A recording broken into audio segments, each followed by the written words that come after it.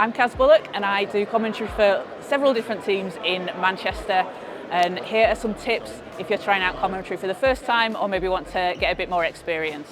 Preparation. Research the teams that you're going to be commentating on and research the players. Sometimes this can be easier said than done depending on the level, the league, if it's women's, men's or juniors. Look at where the players have played before. Have they reached any achievements, any milestones? What are their stats in the last games?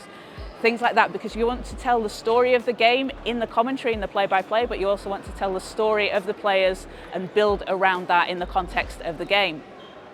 I also make sure to make my notes in a format that works for me. Everyone has different ways. I like to print my rosters out in numerical order. Alphabetical doesn't work for me because if you're halfway through the game looking for number one, you're not going to be able to find it in alphabetical order. I'll have stats and notes on the players' achievements, what they've done, and then I like to handwrite my notes out as well because that helps me remind myself, it helps me remember facts and things. But everyone has their own different ways. Some people like looking at a laptop screen or just a printout. Practice. You don't want the first time you're saying something to be 2 minutes before you start the game if you've not had time to prepare to look at players' names, how they pronounce their names. That's something you can go and check with them before the game, which is a really important thing to do. Make sure you're saying someone's name right. Also, rehearse. The more you practice, the more it sticks with you and the more natural it becomes, so that when you're out there in the game, it's just going to flow. When you start in the game, enjoy it, enjoy yourself, have fun watching it because you're commentating, because you have an interest in the sport, hopefully, and your energy and your voice and your vibes will come through on the stream. When you're excited and you're watching a game and there's a really exciting play, it comes through. If you're not, and it's just a bit of a bad day and not much is going on, it's not going to energize the audience, which is what you want to do. You want to try and capture the audience, energize them and bring them into the game.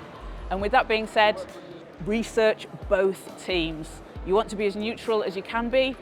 Obviously, there's a tendency to lean towards a home team if it's a team that you're going to see on a regular basis, but a broadcast is for pretty much 50-50 of the audience.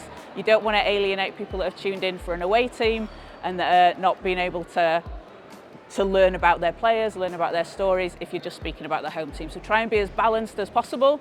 You will have a little bit of a lean towards the home team, but balance is really, really valuable. And then in the game, as I said, enjoy it, have fun, and don't worry about filling every single second of silence. You can let the game breathe. You don't need to speak for the full 40 minutes if it's a basketball game, full 90 minutes if it's a football game.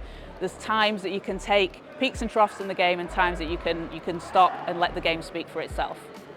And then post-game, I always will watch back the footage so I can listen to myself, try and pick up tips, things that I thought worked well, things that I thought didn't work as well, and take that into the next game. And I'm always asking for feedback if you've got friends or even people that aren't familiar with the sport you're watching. Sometimes they can be good to bounce it off because they can give you quite a neutral, honest opinion.